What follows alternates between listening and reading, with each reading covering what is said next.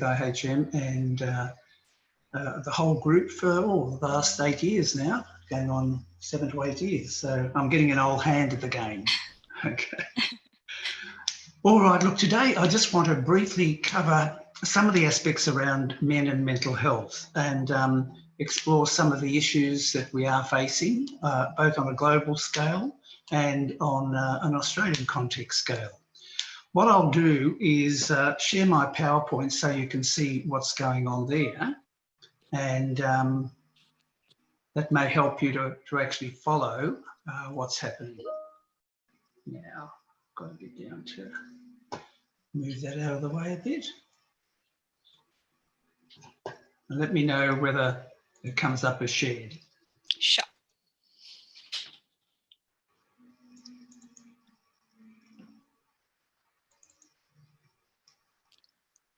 Yes, now we can see the presentation. Okay, thank you all for attending. The purpose of this particular session is really just one major thing, to gain a beginning insight about the nature of mental illness and its impact on the lives of men, with particular attention to stress, anxiety, depression and suicide. As we know, they are the 4 major areas of mental illness really confronting men, apart from schizophrenia and bipolar disorder. But these are the ones that have caused men the most difficulty in current society. Let's look at some of the actual facts. 1 in 8 people globally will experience a mental illness in their lifetime. That's a very high rate, 1 in 8. There is a suggestion that it is 1 in 4 at the moment. And especially with the global issues of stress, that's certainly going to be manifested far more into the future. Men have a lower rate of anxiety and depression, but have a higher rates of substance abuse. Now, what is really behind that is to suggest that anxiety and depression are there, and it's actually camouflaged by people who use and abuse substances. So it's very hard to get a correct analysis of the frequency of anxiety and depression. Suicide is 4 times higher in males and females. And what's interesting around that notion is that females will attempt suicide and recover from suicide, whereas men are far more lethal in their attempted suicide. So that's why the rates are much higher for men in terms of successful suicide, if I can place it in that context, whereas females would attempt suicide more frequently but recover. Suicide is more common in middle-aged and old age, but younger people, suiciding is on the increase. What we are finding is that even young people, as 8 and 9 and 10, are taking their own lives. That's a huge issue for us. And in recent times, we have now got to the point where we have mental health nurses working with infants and mothers because of the issues around mental health concerns and so forth. And we find that the younger people who suicide, the rate is much higher in terms of success, and it's also very, very lethal in terms of the ways that they commit suicide. Every 40 seconds around the world, there is 1 death by suicide, which is really a tragedy in its own right. So we need to keep those type of stats in our own mind as we think about the impact. So let's talk a bit about men. We do live in a society that over the last 3 decades, attention to men's health has only begun to be recognised. Up until about the 80s, there was no significant issues around men's health. It was always about women's health and children's health and aged care. And then increasingly, society is becoming more aware of men experiencing significant mental health issues. It is only in the last 3 decades that those physical and psychological issues have emerged as a significant issue of concern. And as we see now, we're looking at the bushfires, we're looking at the drought, we're looking at COVID-19, and in rural and remote areas, the number of men suiciding is actually exponential in comparison to what usually happened. They've lost their farms, they've lost their livelihoods, some have even lost their families, etc. And they see that they've got nothing left in life. And although we live in a multicultural society, we can see differences within a cultural context about how men operate within their own social grouping. But on the whole, men seem to be brought up in a certain way that places them at a very vulnerable position in life. And that's about men don't cry. You know, men have to be stoic. Men have to be objective. Men can't show emotions, etc. And that in itself is a very crippling effect on men. Men more often than not lead a hidden life, especially in relation to sharing of self and exposing vulnerabilities. That's one of the major concerns about how do we get men to talk about what's happening in their lives. If anyone wants to interrupt at any time, read a question, don't hesitate to do so. So underlying every mental illness is the notion of stress. We just want to quickly touch on just a couple of the myths about stress. You know, stress is the same for everyone. No, stress is different for everyone. For some people, they can take an enormous amount of stress and they can cope with it. Others can take a small amount of stress and not cope. It's really a situational thing within the context of the individual and how the person perceives that particular stress in their lives. So we have to be, you know, more open when people say that they feel stress, to allow them to express how they're feeling, because it can be very significant. I said, stress is always bad for you. Oh no, stress can be absolutely fabulous. I just watched The Office in Rosanna, and I can see people working with stress, and by gosh, they produce. That's really good. And I'm sure Bijou has that nice level of stress amongst his staff there, and they produce, which is great. It's when that stress becomes distress that it becomes dysfunctional. And we have to be very careful about how we balance stress against distress. Stress is everywhere, so you can't do anything about it. Well, it is everywhere, but you can do a lot about it.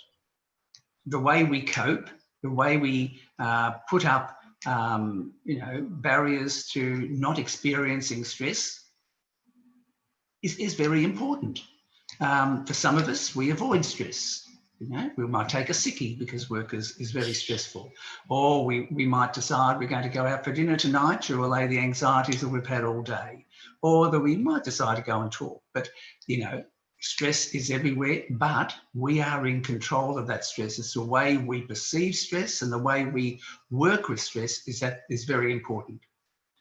The most popular techniques for reducing stress are the best ones. Well, not necessarily. You get people writing books, texts, all this type of thing, and suggesting this is a panacea, this is a way to move forward. But in reality, that's not the case. No symptoms, no stress. And that's one of the major misnomers. Sometimes there isn't any symptoms exhibiting, but that doesn't indicate that there's no stress. People camouflage stress extremely well. Only major symptoms of stress require attention. No, the smaller stresses are the ones that we need to deal with as they emerge. Otherwise, they do become major stresses. So it's getting it in that beginning stage of stressful moments and dealing with those, because as we deal with them, the minor stresses, we learn to cope better. We develop strategies to address stress. So when the big wave of stress comes along, we're in a much better position to attend to it. However, stress is a major underlying cause of mental ill health. So what do we find? Stress at the centre. And the three major areas that I want to briefly talk about today is anxiety, depression, and suicidal ideation, because they tie in very, very well together in terms of how people are going to manifest themselves. So what's important is symptom presentation. Have a look at some of these symptoms that each of us can experience. So being easily distracted or having poor concentration. I can see that in various members. So when I'm working with staff, if I feel that there is some level of increased distraction or poor concentration, the first question I'm going to ask them is, how are things going for you? Are you okay? Is it overwhelming? Worrying too much? Because what we tend to do is inflate our worries. We amplify them. We catastrophize them. And in reality, they aren't all that big, but that's the way they present to us, and it can be overwhelming. Finding it hard to make decisions. You've been in that situation where you become increasingly ambivalent because you become very unsure about whether you're making the right decisions, and that actually paralyses you. So when these type of things manifest themselves, start asking the question. Feeling less interested in day-to-day activities. Yes, you find people, just disengaging from their ordinary everyday activities, and the motivation that they once had tends to dwindle. The low mood. It's very hard to pick up, but people can experience that lowering of mood, which really means that they're not engaging with everydayness and enjoying the everyday. The low mood really interrupts that. Sometimes feeling overwhelmed by things, sometimes tearfulness. And for men, that's a big thing. Once men get to the point of tearfulness, they're often in a difficult situation. They're often past that stage of trying to control, and they have moved into venting some of their emotions, and the venting of the emotions aren't controllable. They aren't in control. They just overflow into the lives of the individuals. Tiredness and lack of energy. And that's one of the key elements in depression, that this tiredness creeps in. And there's no real cause for it. You can't pinpoint why the person is just very lethargic, hasn't got, the energy that they once had. The sleep is, disturbed.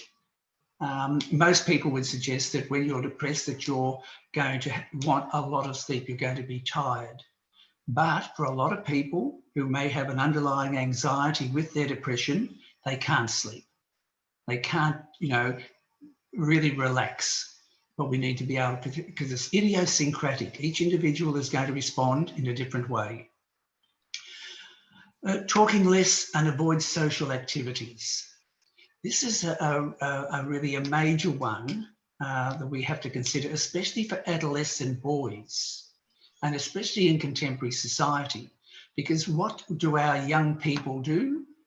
They go to school, they come home, more often than not, they'll pick up something to eat in the kitchen, and they'll go to the room, close their door, and that's where they are.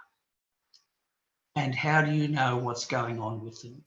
So it's about trying to decipher, is this the normal behaviour when the child is okay, or is there something in addition to that happening?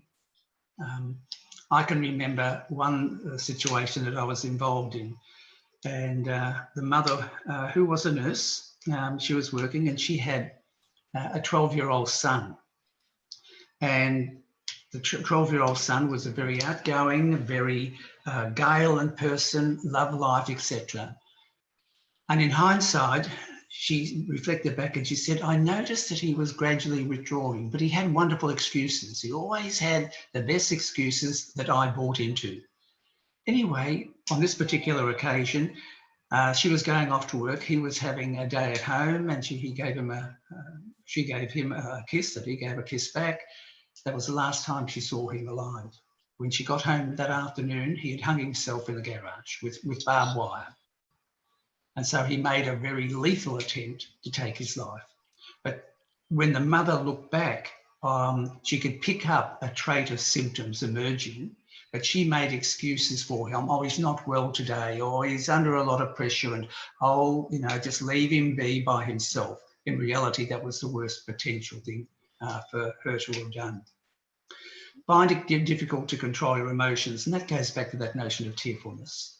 Or, losing one's temper, becoming very, what we call, you've got to walk around the person as if you're walking on eggshells. They become very brittle, and comments that are made normally are reacted on in a very negative way. And so once you see those type of changes occurring in men, it's quite indicative that there's something else going on. Men often resort to drinking or engaging in substance abuse to camouflage the symptoms, because in many realities, they're not quite sure what's going on for them. They know that they're very unhappy. They know that their life is falling apart. They know that life is very fragile for them, but they don't know what to do. And so here they are cocooned in their own negativity, which is really, really a difficult situation for them to be. Okay, men manning up. You know, society is one of the worst antagonists for men to disclose how they're feeling. If you listen to the media, you know, I can remember when Kevin Rudd cried over a situation, they said, oh, he has broken down, or, you know, he has lost the plot. They make very strong value judgments when in reality, he had every right to be tearful on that occasion, on that situation. The same thing happened to Bob Hawke when he was Prime Minister. You know, he's this blokey man, but he was crying. How could he? He's letting the side down. He shouldn't be doing that type of thing. He's meant to be a man, and men don't cry. Okay, so anxiety and depression are what I consider are thieves in our lives. It destroys, it takes things away from us, it erodes everything that we are. And it does it very, very quietly. It's really by stealth. And often we don't realise what's happening to us until it is a bit too late. So the first reaction is usually one that is of denial. There's nothing wrong with me. I'm okay. Yeah, I might be feeling a bit down, but yeah, I'll get over it. Let's move on. And others will come in and say, oh, yes, he's a bit down. He'll get over it, boom, boom, boom, without asking any questions.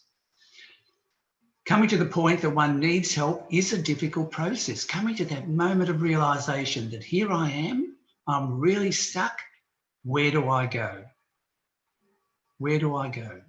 And so sharing that with others becomes even more difficult because we are not used to that type of sharing. You can go into any bar, any pub, and listen to the men's conversation. And it's never about them and their feeling. It's about what they do, what they did, what they're going to do. It's all these external activities around the man.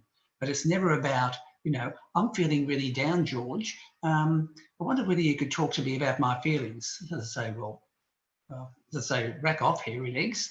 That's not what I'm here for. I'm here to have a beer and to enjoy your company and talk about men things. And so we often close people down. Men are often resort to all manner of behaviours rather than sharing their feelings. So they end up taking on other activities. They end up becoming very industrious or doing things to avoid even thinking about or feeling about what's going on in their lives. And often people can't get to that. But that social, going back to the previous one, that social stigma is so important. But men also self-stigmatise. They see any form of mental illness or any form of losing control as being their own vulnerability. They feel very much that they have let themselves down, that this is not who I should be. And then they engage in that unfortunate game of shame. They become very shamed about who they are, what they're doing, and that even increases that difficulty about opening up and talking. So in reality, they often lead a hidden life and it becomes a concern until it becomes a concern for others. It's usually others who say, hey, there's something really wrong with you, Dad, or there's something really wrong with you, love.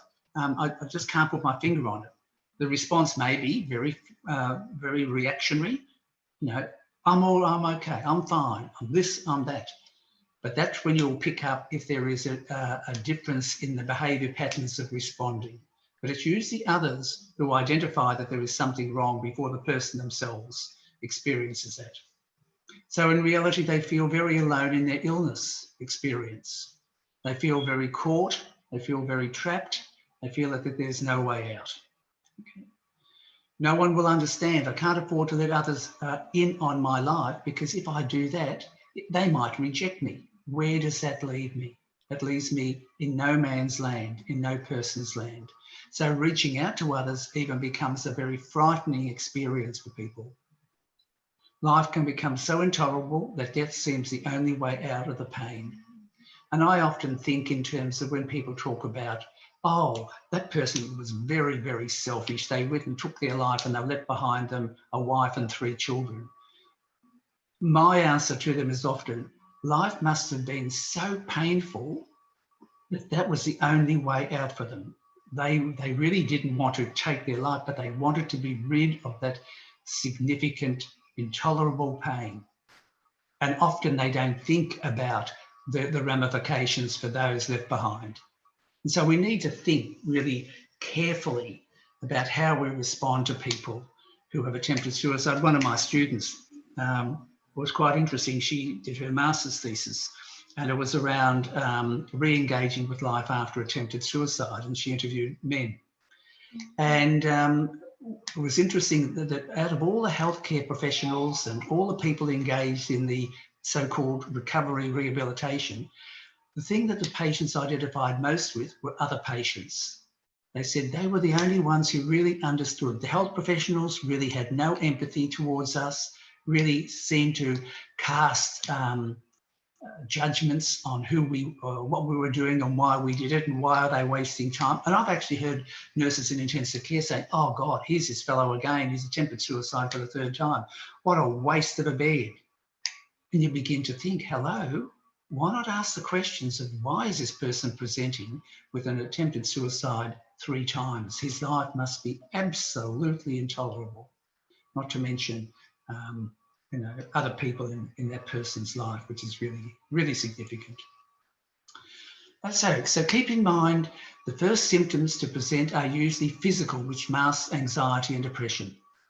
So GPs have now been informed very, very carefully that when men present, they often present with physical symptoms. I've got backache, I've got this headache, I'm not sleeping all that well, I can't move as I once did. And sometimes we give the person medication around pain relief or so forth, but don't take it to the next level and say, this is also symptomatic of underlying anxiety and depression. Let's explore both. Let's talk about this. Let's have a man-to-man talk and open up that discussion, which is really, really significant stuff for the individual. Okay, ways to assist. We need to create a space to be open. Now, this is also with our colleagues. We often think that, okay, we do this with someone who has been diagnosed with a mental illness to talk about that. But many of our colleagues that we work with can quite easily be covering up their own symptoms of feeling anxious, feeling unhappy, not necessarily depressed, but feeling unhappy.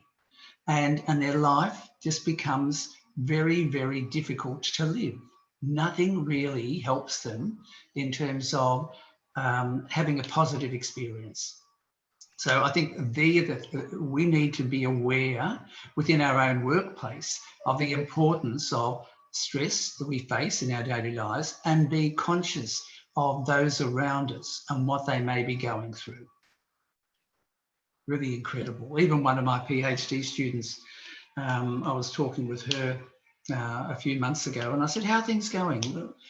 Oh, yes, it's going well. I noticed that you're a little bit slow in what you set out to do. That's okay. That's fine. That's not a problem. But how are you feeling about where you're at? And you seem to be slowing down. Oh, look, I'm really fine. Anyway, I persisted. Over the next couple of weeks, I kept bringing it up and gently trying to coax her to talk. And eventually she did talk. And she said, well, I've just left my husband. And the reason why I left him was he took an axe to me.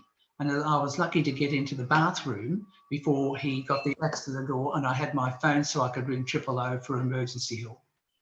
But she said, I have to go home each night and face him. She said, it's absolutely a fearful experience. So my preoccupation is around my own safety at the moment. But that took a lot of coaxing. And I can remember many years ago, I had a student in Melbourne, and he came and saw me and he was doing his thesis work. And he said to me one day, we were having a discussion, he said, oh, Tony, I know my wife and my kids very well. I said, That's great. I'm very happy for you. I said, but what do you mean you know them? Oh, I know how they act, how they react. I know all that. And I said, well, that's interesting because I don't think I could make a statement like that. I can say I know them in some ways, but I don't really know them as a total person. Anyway, a couple of weeks went by and I was in my office at about 8 o'clock at night. Normally I would not have been there. And I heard this knock on the door, so I opened the door and here was a student. And I said, oh, come in, what's wrong? You look really, dishevelled and really worried. He said, you were right, my wife has left me. I went home after our meeting and the house was empty. She'd taken everything and gone. He said, it's taken me 2 weeks to come and tell you. And he said, you know what? He said, if you hadn't have been in this office, he said, I had picked out the tree that I was going to hit on my way home to kill myself. You think, my goodness, here he had been planning for 2 weeks about taking his own life because his wife had left him and taken the kids. But there was no other symptoms of that occurring. Okay, so starting the conversation is really important. And that's part of the difficulty for us as individuals, opening up that conversation, because we possibly feel very, very vulnerable to do that. We may think that we're not able to do anything to help. So it brings up our own vulnerabilities, which is really a difficult situation. What's important is to be non-judgmental. That should occur in all of our lives, non-judgmental. People do things primarily for good reasons. Yes, it might hurt other people. They may, look stupid or whatever, but people generally select things that are positive in their life. Rarely do we get people who decide to just go on to all the negative things in life and do the wrong thing. So non-judgmental attitude is an important aspect, but very, very difficult to achieve because our whole world is one of making judgments. We go to work. Did we do that policy correct? Did you stay and do the correct things that Bijou asked you to do? Were you doing the right things at home, or was the right things being done at home? So we end up making value judgments about everything in life. And when we come to talk about people or work with people, to be non-judgmental is extremely difficult, because when we make judgments, we are making ourselves safe. And that's a real issue that we need to face. You don't have to provide the answers. This is not about problem solving. This is first about listening. Just opening up the conversations. I'm a great believer that you give people the space when they're talking to you and they have their own solutions ultimately.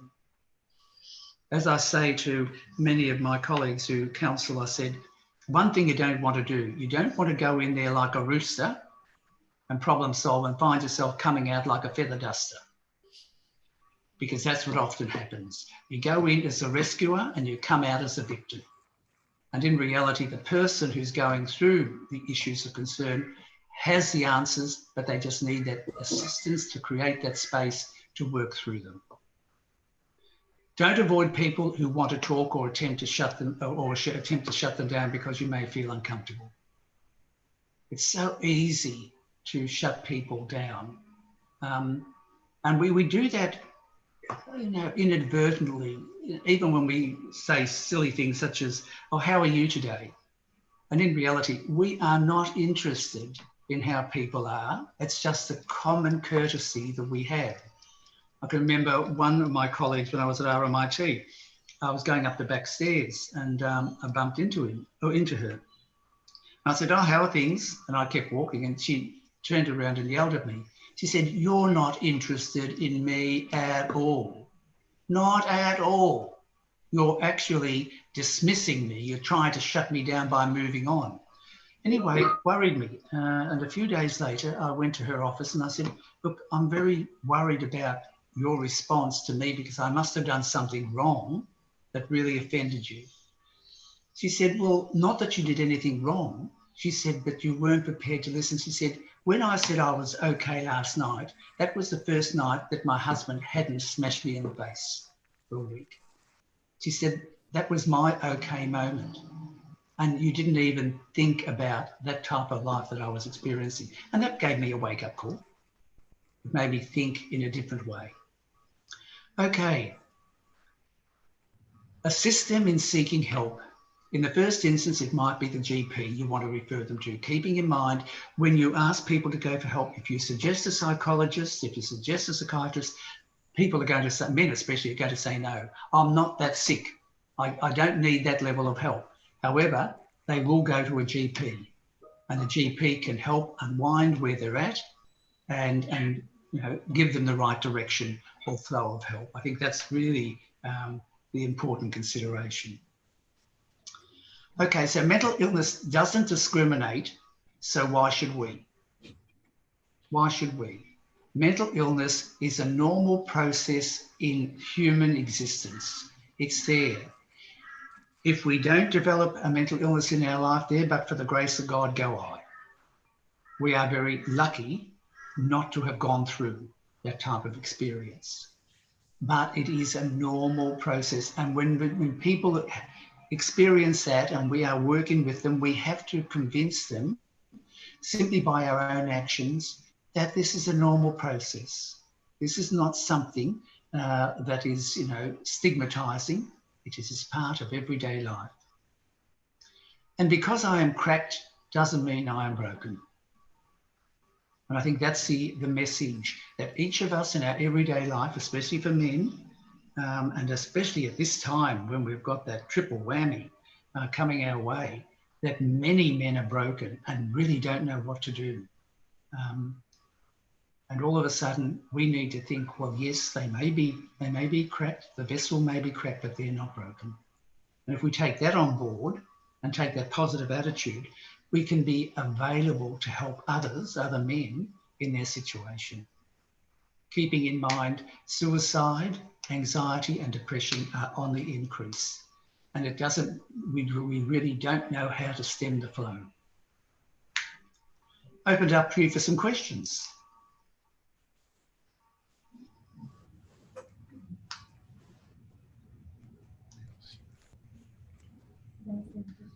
Oh, all quiet on the Western Front.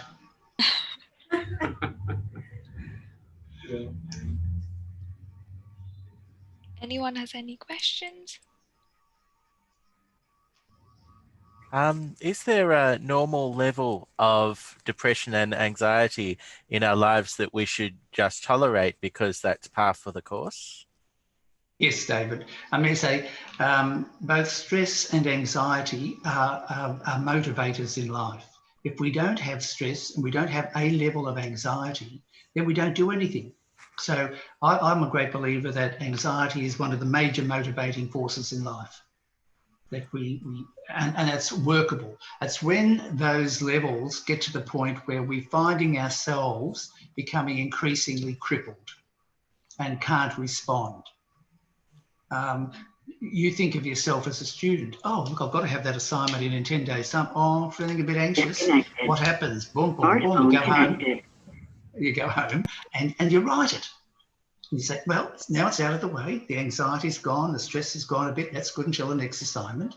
But some people get to the point where they say, oh, but I'll do it tomorrow. I'll do it. No, I can't look at it today, but I will spend the day tomorrow. Tomorrow comes, the same type of thing happens. And you find that they're putting in for an extension because they haven't done anything. That's when they're paralysed in that context.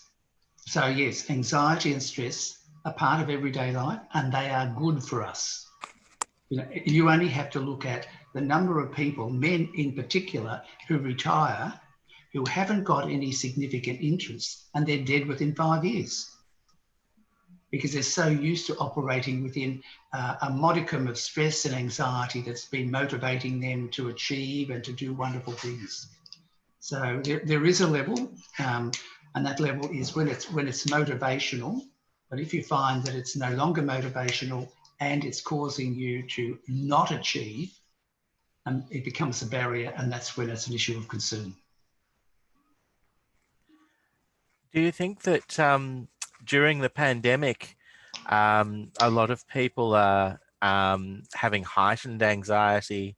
I certainly felt that I was particularly early on when everything was changing and we were going into lockdown and things. No one knew what was going to happen, right?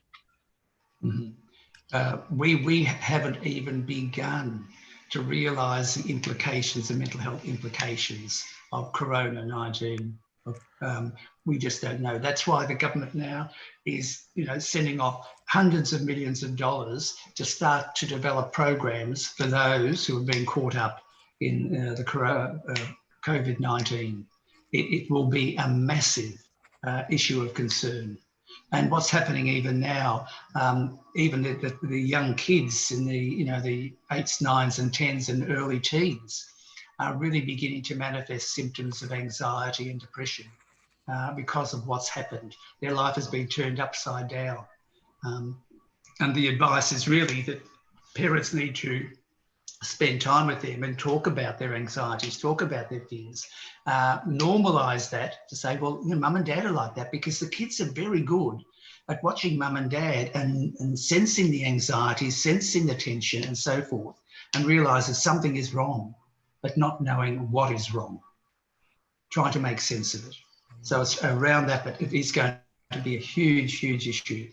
And, we're talking about COVID-19 coming around to, the second wave. There is already talk that there could be a third wave, which may even be bigger than the first. So what is that going to do to our universal health down the track? Very, very significant.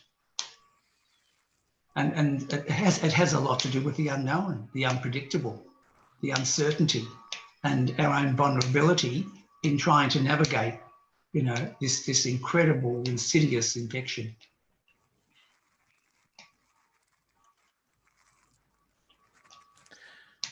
Professor Wells, I have a question. Not a question, just, You have the answer. Well, could be.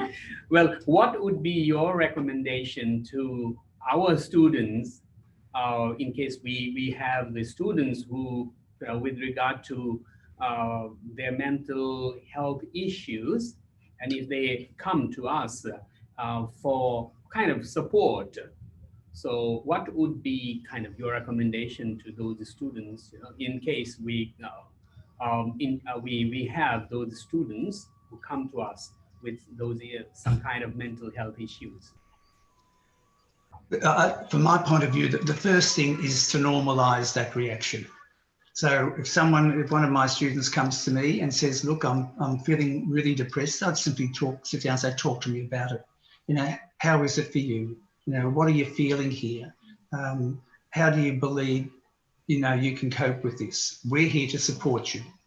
We're not going to kick you out of the course. No, this is a normal response. This is a normal thing for people. And from my point of view, it's getting them to talk about what's going on for them and what might be the solutions for them. Because they, I believe, have the answers. They just need to be able to explore those answers in a safe environment. Smartphone connected. And I think if they feel safe, then they will open up more and more. And that's really an incredible culture that we need to develop. When we look at this, we see it in universities. They've got oodles of people, departments that are supposed to be there for pastoral care. But where they're failing is with the individual lecturers, because the lecturers are there and then they automatically refer them on. And the people themselves get that sense of, hello, I must be unusual, or I may not be normal, because now they're putting me onto these professionals, and the very people I want to talk to, who are the lecturers and the people who are with them on a daily basis, don't follow me up, don't want me. So it's to normalise it. Everyone will have some level of depression, anxiety, and it's about helping them work through that in their own space and time and be very pastoral about that. And that gets the university, that gets the institute a reputation, because once one person is treated in that way, that's like a wildfire. It gets out to say, yes, look, these people are open, they're honest, and they're pastoral towards us. And I feel safe by being here. So I have no hassle. I've been in this field now for 45 years, and that's the way I operate. Simple as that. It's like, I can't come to work today. I've got a broken arm. Oh, that's okay, Jack. That's fine. Let's work around how we can help you. And I look at it in the same way. The fundamental thing for me is to ensure that that person is safe. It's all around safety. I'm sorry to intervene, but I've set the meeting only till 2:45, so it will end very soon. We have 1 minute left. If anyone wants to pop in and ask another question. I do actually. Hi, Professor Welsh. This is Sumedha. My name is Tony.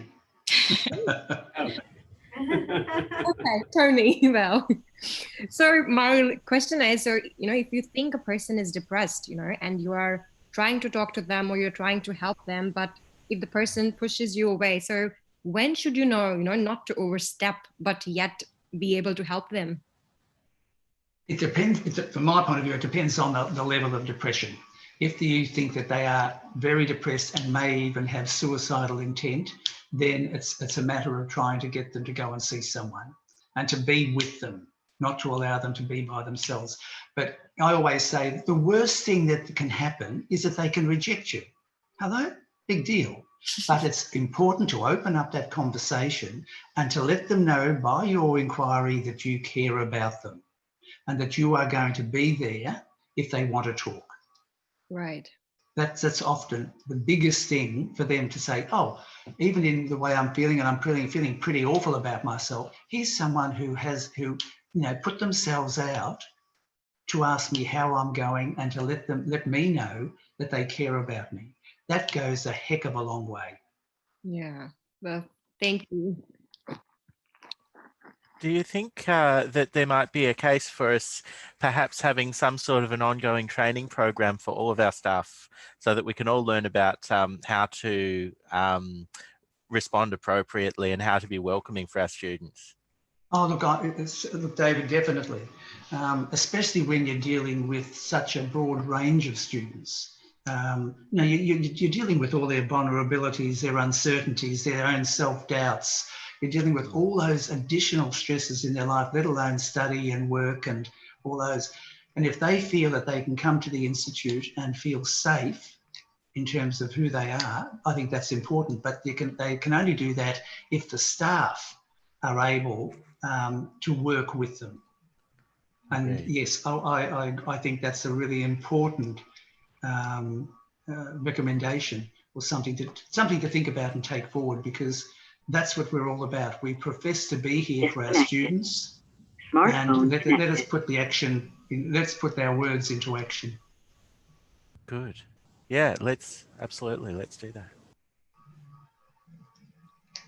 Yes, anyone else? Any other question? The overhead, I'll send to Bodhi and she can then distribute that if anyone wants it, the PowerPoint. Yes, please. That would be wonderful. I'll upload it. I'll make sure that our staff can easily access it and it's accessible to our students as well. Thank you, Professor Anthony, for Tony, for this wonderful presentation. It was really interesting, and all of us, we actually enjoyed it. I'm getting messages on my personal team's site. They're talking about how wonderful you are and how they enjoyed it. So thank you so much. Good. Thank you so much, Tony, again, and we hope to have you soon. Yes, I'm hoping to be down there and see you in person once the borders are open. Yes, thank you. Thank you so much. Thank you, then. Thank you all. Bye for now. Bye-bye. Bye-bye.